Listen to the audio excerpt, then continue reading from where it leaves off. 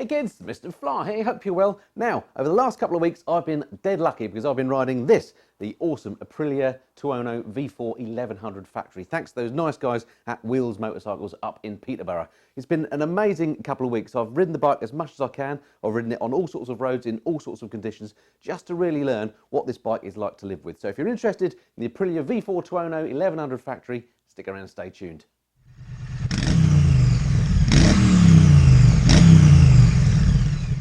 Okay, so the Aprilia Tuono V4 1100 factory, a beautiful piece of Italian exotica. So the last couple of weeks, I've been riding this, as I say, in as many different conditions as I can. So in this video, what I'm going to do is take you through all the different riding scenarios that I've been on the bike, or at least a few of them, to let you see how it copes in things like the urban environment, what it's like to ride in the wet, what's it like on faster roads, back lanes, all that sort of thing. Then I'm going to take you through the lists of the pros and cons that I found out all about the bike, not just the good things, but the bad things as well, the sorts of things that you maybe wouldn't pick up if you just took the bike on a half-hour test ride. I'm going to take you through the cost of ownership, how much one of these bikes costs you to insure, run, service, that sort of thing, and then I'll give you my overall findings at the end of the video. So stick around, stay tuned. Let's have a look at the Aprilia V4 Tuono.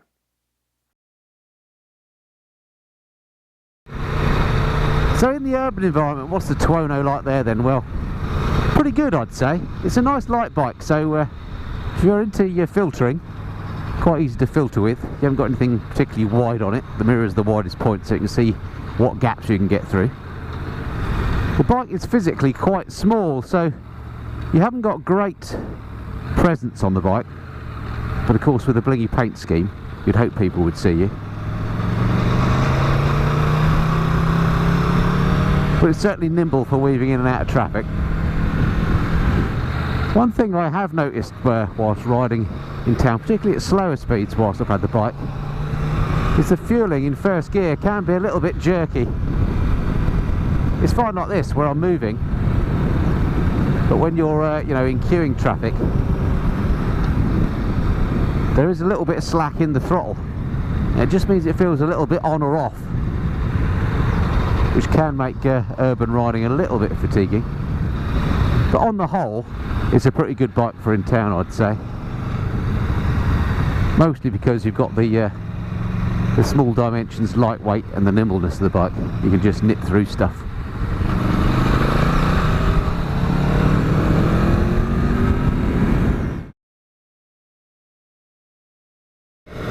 Okay, so I know it's not night time yet, but I thought just before we do the night riding segment, I'll just show you what the lighting on the bike looks like during the day. So I've come into this car park here where there seems to be absolutely no spaces available. I'm not going to be long, I'm just going to jump off the bike and show you the lights. Let's take it here on this bit marked no parking. That seems sensible. But it is sort of in the shade, maybe not. Right, let's quickly do this before somebody gets ratty. Right, so the lights on here then. Here we go, massive lights on here. I think they look great, but they are these are halogen lights by the look of it, not LED or LCD. No, LED isn't it these days. So yeah, conventional lights all round, front and back, although they do look fab on the back. Let me just show you the switchgear as well in the light, rather than trying to do it at night. Here we are, the standard flasher at the front here. So this is normal beam, and then if you flash the light, you actually get the middle one coming on. I hope you can see that because it's quite bright today. So that's if you flash the light, the middle one comes on. Interesting. And if you push the clip forward, full beam is the middle one. Let's come down here. There we go. That's full beam. Look, it looks pretty bright, and it's the middle light when you go to full beam. Okay, with the magic of YouTube, let's go to night then. Okay, as if by magic, it's night time. And here we are in the darkest of dark nights, riding on the Tuono, just with the lights in dipped mode. So this is the two lights at the side on at the moment, and I have to say, throws out loads of light. It's just as good as any car headlight I've ever used. Once this car has passed, I'm going to try that full beam. Let's let him turn off. Right, okay, so there we go, that's dip, and that's full. Okay, so full beam, you can see a little bit further down the road, but not much width. Back to dip, and actually you can see pretty much the same distance down the road. So actually full beam, the light is a bit rubbish.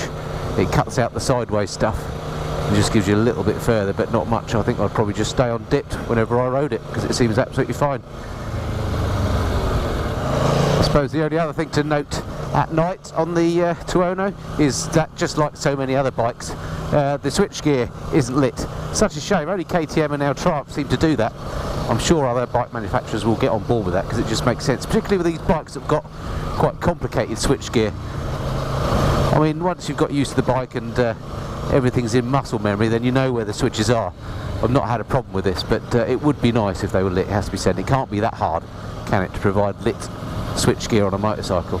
The display doesn't seem to have a night mode. It's white on black as it is in the day. It's not too bright or anything like that, so nothing really to report there.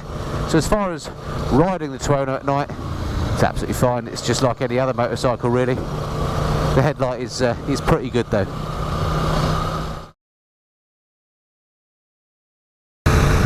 So what about the Tuono in the wet? Well, it's not actually raining at the moment, but it's been raining all night. It's a pretty horrible morning here.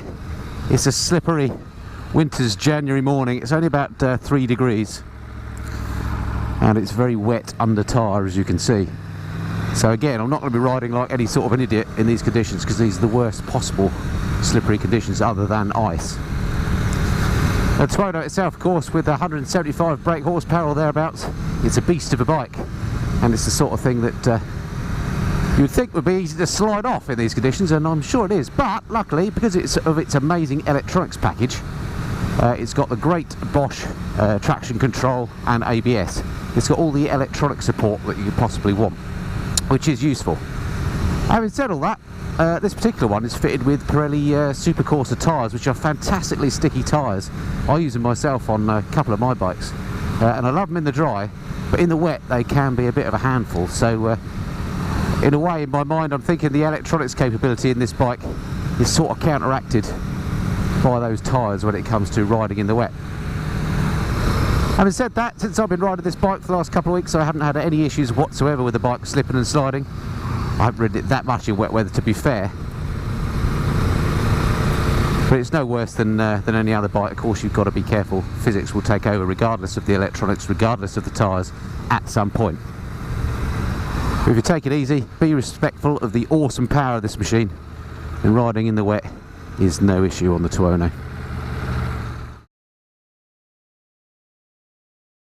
So at the start of the video, I promised you I'd give you a rundown of how much a bike like this would cost you to actually own. So as usual, I've done some research and come up with some figures for you as follows. So first thing, road tax, or vehicle excise duty as we should rightly call it here in the UK. Because this bike is over 600cc, you'll pay the top whack for road tax. That's £88 per year.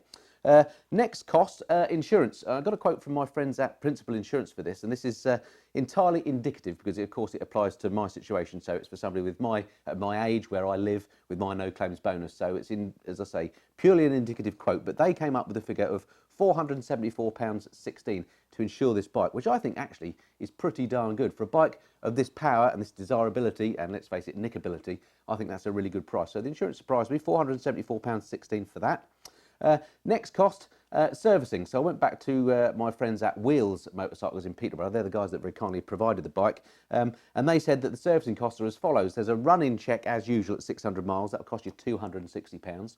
Then the service intervals on this are at every 6,000 miles, and a service will cost you something like £300.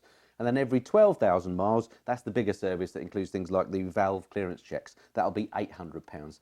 So what I've done for assuming, you know, if you've got a bike like this, you're going to ride, say, less than 5,000 miles a year, I've put in for servicing £300 per year. So if you add that lot up, so that's £88 tax, £474 insurance, £300 for servicing, that comes to a grand total of £862 per annum just to have the bike in the garage ready to ride. That works out at £71.83 a month, which I think actually, I've been doing this calculation for a while on all sorts of bikes now. That's really great price for a bike of this sort of performance and desirability, I think. So there we go. That's an indication of what the sort of cost of ownership would be for one of these bikes.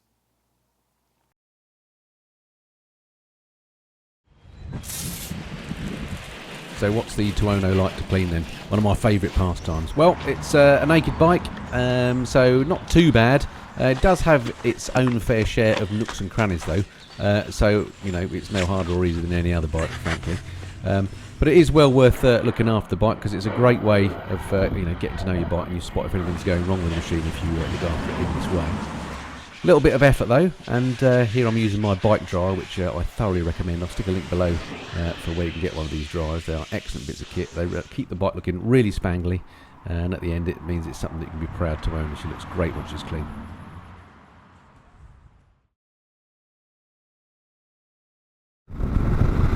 So what's the Tuono like on the motorway then? Well, as you'd expect of a bike of this power, cruising along at speed is not an issue. Here I am just keeping up with motorway traffic, doing an indicated just over 70, and the bike's got loads more in reserve, so if you want to overtake stuff you're going to have no issue.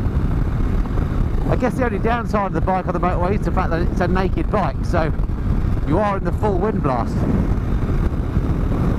Not a big problem on the Tuono though, because you've got this little bikini fairing and the air comes off that in a nice smooth way. I'm just trying to feel where the airflow goes. And in fact, I'm 5'8" and it goes over my helmet, over my head, so I'm not in any buffeting at all. It works absolutely beautiful. So long distances covered on motorways wouldn't be a problem. Pretty comfortable as naked bikes go. Yeah, no issue on the motorway on the Tuono.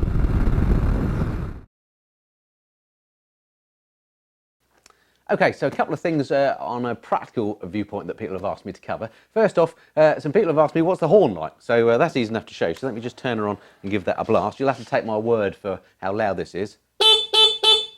Sounds a bit wimpy, but it's a standard horn, no louder or quieter than any other I've come across, so that's the horn. The other thing people ask me is what's the riding position like actually looking at me on the bike. So here's a clip of me outside actually sat on the bike. As you can see, I can get my feet pretty much flat on the floor both sides. I'm a medium-sized fella, 5'8" with a 32-inch leg, inseam I believe the Americans call it. So no problem if you're a shorty, you can get your feet on the floor, no problems, but it'll also fit a larger fella because you can move back and forward on this seat quite a lot, as I mentioned before. The other thing that people sometimes ask about is what about pumping the tyres up? Well, again, in terms of the valves on these have got the straight through valve stems on, which is a bit of annoyance because I quite like the ones that are angled, so you know, it might be a bit fiddly to get your pump to the tyres. And then the other thing, of course, is chain maintenance. Of course, you're going to have to oil the chain. Has no centre stand, so you're going to need to get yourself something like an Ava stand or a paddock stand so you can get the back wheel off the deck when you're oiling the chain. Other than that, though, I mean, there's nothing unusual about all that stuff. That's just standard for this type of bike. Alright, let's pop into my local station car park here and just see what the Tuono's like for moving around manually. So basically to simulate moving it about on your driveway, or indeed in a car park, if I could find a parking space. My goodness me. It's a Tuesday when I'm filming this, a work day. Everybody's enjoying their time in London working, I'm sure. Alright, let's come in here then, see what it's like to shift her around. Alright, slap bang middle, standard UK parking space. Let's find neutral. Turn her off. Okay. Right, picking her up off the side stand. No grab handles as such, so you've got to kind of hold the trim here, or the seat, which I don't like very much, to be honest. Anyway, feels very light to pick up because it is a light bike. Let's put her on full lock now. Look, there we go. Round we go. Now I can tell just by doing that, this is not a tight turn. In fact, I've turned aeroplanes with much tighter turning circles. Look at this. This is two full spaces before I've got to turn around 180 degrees. There we go. Slap in the middle of that one. So that was that space. Not this one, but this one I started in. So it's taken all that on full lock to get around. So the lock isn't great, but she is nice and light. It is easy to lift up and move around, so you'll have no problems in car parks or on your driveway. It's just not got the tightest of turning circle. So can you tour on the Tuono then? Well, the simple answer is yes, of course you can. You could tour on any bike, but the Tuono I think would make a particularly good touring bike actually. The downside with it, of course, is it doesn't have loads of panniers and things like that, so you're going to be talking rucksacks or strap-on bags on the back. And on the Tuono factory, without a passenger seat, it's going to be difficult to strap a bag on there, so you're really restricted to a rucksack. If you get the standard Tuono, then you've got a passenger seat and you could just put a roll bag on the back there. But so that limitation notwithstanding, the reason why I say it would be a good bike to tour on is because it's very comfortable, the riding position. You can ride on this for hours on end and you're not going to get fatigued, so it would be great for that. And then also it's great on these smaller roads as well as on faster big roads, so you can cover some great distances if you had to get somewhere on the autobahns or the auto routes, and then when you get to where you're going you'd have great fun on the twisties. But let's go down here just to be clear of this learner.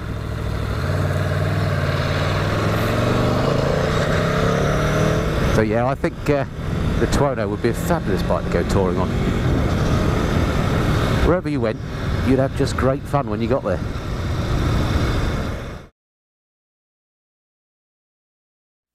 So in the introduction to the video, I promised you a comprehensive list of the pros and cons of the bike, the things I found out about the machine, the sort of stuff that you wouldn't necessarily find out if you just rode the bike for a half an hour test ride. So I try very hard to find negative things about the bikes that I ride, mainly because people often say to me, you know, you never say anything bad about the bikes you ride, you're just saying good things because you want people to lend you bikes to ride. That's not actually the case. I've got plenty of bikes that I could ride, believe you me, but I do try to be honest, and if there are bad things to say about a bike, I will say them. So let's start with the negatives of this bike, of which, that was a big preamble, because basically I couldn't find that much negative to say about this bike. But there are a couple of things. First thing, and this continually frustrated me, the turning circle on this is absolutely rubbish. I've flown, well, I was going to say I've flown jumbo jets. I haven't. I've seen jumbo jets that have got a tighter turning circle than this. There's no doubt that this is the worst bike I've ever tried as far as turning circles concerned. The previous bike that was the worst for that was my Street Triple, which is rubbish, although they've improved that on the new Street Triples. But this Tuono, my goodness me, it does need a big old patch to turn around, as you saw in the previous little clip. So first thing, turning circle rubbish. We've got a really tight space to get it in and out of. That's going to be a right nuisance. Next thing, although I said that the auto blipper was fantastic on the downshifts, it is, but I did get a couple of false neutrals with that, so which surprised me, because otherwise it's really smooth. So might just be you know, a matter of me getting used to it, but a couple of false neutrals which surprised me. Next one, which is a real bugbear of mine and an annoyance, and you will have heard me talk about this before if you've seen any of my videos before, but the bike, as far as I can find, doesn't have a fuel gauge. Now, I've looked everywhere I can through the electronics. Unfortunately, I don't have a manual for this, so I can't say for sure, but I cannot find anything that resembles a fuel gauge anywhere. Of course, it has a low fuel light, so you know when you're going to run out of fuel, but I just think there's no excuse to not have a fuel gauge. This bike doesn't have a fuel gauge that I can find anyway. And then last but not least, on the negatives front, the fueling feels a little bit rough at very slow speeds. And what I mean by that is if you're going through town in first gear, the throttle can just be a little bit on and offy. Not a big deal, not the worst bike I've ridden for that by any means, but there is a little bit of sort of on and offness when you're riding through town, but and going slowly. But let's face it, you ain't going to be buying one of these bikes to be riding through town slowly. So, so that was it for the negatives, just the 4 things that I could find. Okay, so much for the negative points. What about the positives then? There's a much longer list of these, I have to say. So I'll whip through them quickly, and some of these won't be a surprise to you. First off, engine punch. Absolutely incredible. When Phil brought his bike up for the Reader's Rides episode we did on this bike, he described the accelerator as, well, not a throttle control, but a detonator. And he's absolutely right. I mean, I've had this bike in the cold winter, so I've not been able to absolutely thrash the pants off it, but the bike just urges you to get on and crack on and ride it. And when you wind that throttle open, my goodness me, it absolutely flies. So although you haven't seen me riding like a hooligan on this video, trust me, this bike is really, really quick. The engine punch is phenomenal, and it's amazing. Okay, next thing allied to that is the engine sound. Of course, it being a V4, it's got that beautiful note about it. It sounds lovely. I love the sound of the V4. I have to say, I recently rode the Ducati Panigale V4, the V4S, which is a lovely bike, but this thing absolutely licks it in terms of sound, and that's with the standard exhaust on. Stick on an aftermarket exhaust and this would live up to its name. Tuono means thunder in Italian, and my goodness me, with an aftermarket exhaust winding this up, it sounds absolutely amazing. So the engine sound. Next thing, and just as well this one that's great on it, are the brakes. It's got the amazing Brembo M50s on here on the front. The brakes just work really, really well. They're as good as any bike I've ever ridden. They're up there with the best of the best. So the brakes are fantastic. I've already mentioned the quick shifter, upshift and downshift. It generally works very well. I had a couple of false neutrals, but minor point, generally it's just great having a quick shifter on a bike like this. It just enables you to bang up through the gearbox quickly when you're accelerating hard. Next thing, and these are in no particular order by the way, the looks. I mean, just look at this thing. It's beautiful. It's just Italian exotica. I absolutely love the way the thing looks. I think of all the Super Nakeds, this is probably the best looking machine. I really love the way it looks. The electronics package, super comprehensive. The Bosch system on here with the lean angle, sensitive ABS, traction control, anti-wheelie, launch control. It's even got a pit lane limiter. The bike is laden with electronics. Can't fault that, so that's another great positive. Comfort. For a bike of this type, of this power, it's really comfortable. The seat on here is nice and wide. You can move forward and back on it. If you're a tall fella, this bike would be no problem for you. If I sit back on the seat, my arms are right out at a stretch at 5'8". So a bike that suits all sizes. I can also get my feet flat on the floor, but Comfort on here, riding position, absolutely lovely. Exclusivity, you don't see that many of these bikes around, do you? In fact, I'm not sure if I've probably only ever seen one or two of these out in the wild on the road. I don't know why, because they win all the reviews. They're absolutely cracking bikes. They are, of course, expensive toys to have, but a beautiful, beautiful bike. But if you've got one of these, you're not going to see too many of them out on the road. So exclusivity, I quite like that. Second from last one, superb fit and finish. Again, looking at just the way they've made this bike, everything about this has been thought through. The Italians have done a lovely job on the design of this. Just the things like the paintwork, I love the metals on it, the shine of the shiny swing arm, the polished aluminium frame or parts of it, the carbon mudguard at the front. Everything about the fit and finish on this bike is absolutely A1, up there with the best. Superb. And then last but not least, but possibly the most important thing, is the feel-good factor. When you ride this bike, you've got a grin on your face. It just makes you feel good, and I think that's what motorbikes are about, isn't it? So there we go. That's the positives that I've found about the Aprilia Tuono V4 1100 factory. Okay, so how would I summarise my time with the Aprilia Tuono V4 1100 factory? What a mouthful.